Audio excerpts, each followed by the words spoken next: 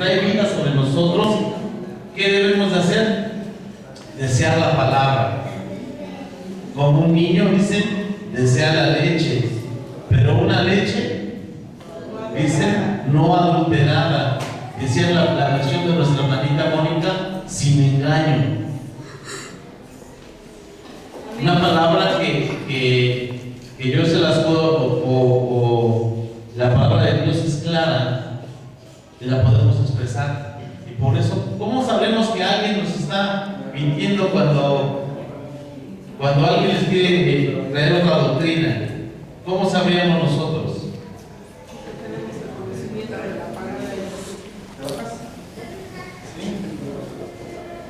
Y yo se los he dicho mucho en los ejemplos en la escuela dominicana. Hay muchas cosas en la Biblia que podemos tomarlas y podemos hablar y podemos decir tantas cosas porque están escritas aquí. Pero ¿cómo ustedes van a saber que esta leche no está adulterada, no está diluida? Leyendo la Biblia, conociendo la palabra de Dios. Yo no voy a saber que lo que me están predicando es verdad si no conozco la palabra. Cuando alguien se para en este lugar, el que sea, y expresa algo, esas palabras, si usted no tiene conocimiento de la verdad, todo lo que dice, todas esas palabras se convierten en verdades para usted, aunque esté mal. Se convierten en verdades porque usted las cree, pero porque no tiene conocimiento de la palabra. Pero cuando usted ya tiene la palabra de Dios y la palabra de Dios vive en su vida, si yo expreso algo mal de la palabra de Dios, usted va a decir, no, eso no dice la Biblia. O el que esté, o algún predicador invitado, que a veces llegan predicadores invitados y empiezan a predicar. A veces sí, la palabra de Dios sana, a veces no. ¿Y cómo nos vamos a dar cuenta? Porque conocemos la palabra de Dios. Fíjate que un niño, usted, aquí esta bebé está acostumbrada a su leche, pero si le dan una mamila con pura agua, no se la toma. A lo mejor si le tomará si tiene sed 2 traguitos, ¿verdad? Pero no se la toma como la leche que ella espera tomarse. Lo que nos acerca a Dios es desear su palabra.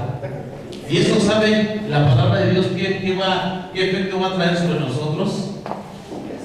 En el punto 3, nos va a hacer crecer espiritualmente. Cuando nosotros nos estamos alimentando de la palabra, cada día que nos estamos alimentando de ella, esa palabra va a traer vida sobre nosotros. Bienvenidos, bienvenidos. Esta palabra va a traer vida sobre nosotros. Y como un niño que empieza a nacer, cuando empieza a desear esta leche, se va desarrollando, va creciendo. Así la palabra de Dios trae el mismo efecto sobre nosotros. Nos va a ayudar para crecer espiritualmente.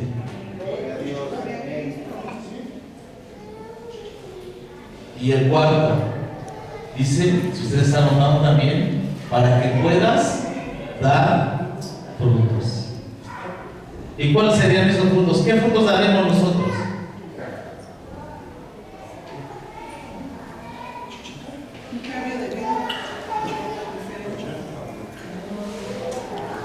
¿Qué Dios espera que nosotros, cuando esta palabra trae vida sobre nosotros y nos empieza a alimentar y nos empezamos a alimentar? Cada día que venimos al servicio, recibimos la palabra de Dios. Dice, el predicar la palabra. ¿Qué más espera Dios de nosotros? Que demos frutos de aquí. Dignos de arrepentimiento. Cuando nosotros damos frutos dignos de arrepentimiento, ¿qué es lo que pasa en nuestra vida? Exactamente, hay un cambio, hay una transformación. Si antes yo maldecía, ¿sabe lo que hace la palabra de Dios? Ya no, me hace saber, el Espíritu Santo me hace saber que lo que yo estoy hablando está mal. Si yo antes no amaba aún a mi esposa, al que tenía yo cerca, porque a veces no necesitamos ir tan lejos con el vecino, con los demás, a veces con nuestra propia familia. Si no tenemos la capacidad de amar, Dios, mediante esos frutos, Dios empieza a cambiar nuestro corazón. Y si tenemos frutos de amargura, ahora ya son frutos de amor.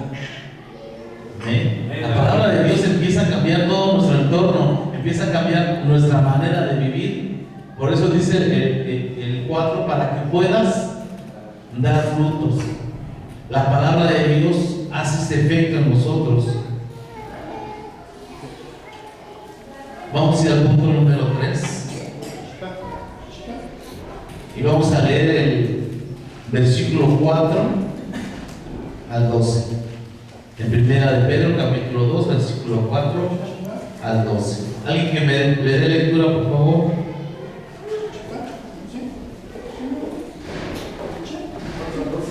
Por favor. Acercándonos a Él, bien arriba, desechada ciertamente por los hombres, mas para Dios escogida y preciosa. Vosotros también, como piedras vivas, sed edificados como casa espiritual y sacerdocio santo, para ofrecer sacrificios espirituales aceptables a Dios por medio de Jesucristo. Por lo cual, también tiene la Escritura: he aquí, pongo en Sión la principal piedra del ángulo, escogida y preciosa. Y el que creyere en él no será avergonzado. Para vosotros, pues, lo que creéis, él es precioso, pero para los que no creen, la piedra que los edificadores desecharon ha venido a ser cabeza del ángulo. Y piedra de tropiezo y roca que hace caer, porque tropiezan en la palabra siendo desobedientes, a los cuales fueron también destinados. A vosotros sois linaje escogido, real sacerdocio, nación santa, pueblo adquirido por Dios, para que anunciéis las virtudes de aquel que os llamó de las tinieblas a su luz admirable. Vosotros que en otro tiempo no erais pueblo, pero que ahora sois pueblo de Dios, que en otro tiempo no habíais alcanzado misericordia, que ahora habéis alcanzado misericordia. Amados, yo os ruego, extranjeros y peregrinos, que os abstengáis de los deseos carnales que batallan contra el alma, manteniendo buena vuestra manera de vivir entre los gentiles, para que los que murmuran de vosotros, como de malhechores, glorifiquen a Dios en el día de la visitación de los ciudadanos que Gloria a Dios. Dice, viviendo como pueblo de Dios. Ese también entra en el proceso de santificación del creyente. Viviendo como el pueblo de Dios.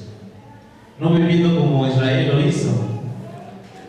Dice, edificados sobre la piedra. Del versículo 4 al 8 ya lo vimos. El Señor dice que Él vino a los suyos. Y los suyos, ¿qué dice? No los recibieron. Esta piedra, dice, edificado sobre la piedra. Esta piedra dice que vino a ser cabeza del ángulo, vino a ser una piedra principal para que nosotros podamos ser edificados en ella. Dice el capítulo abajo, se nos exhorta a acercarnos a la piedra viva. Si usted empieza a leer del 4 al 8, se va a dar cuenta que dice, acercándonos a Él, se refiere a Cristo, piedra viva, desechada ciertamente por los hombres.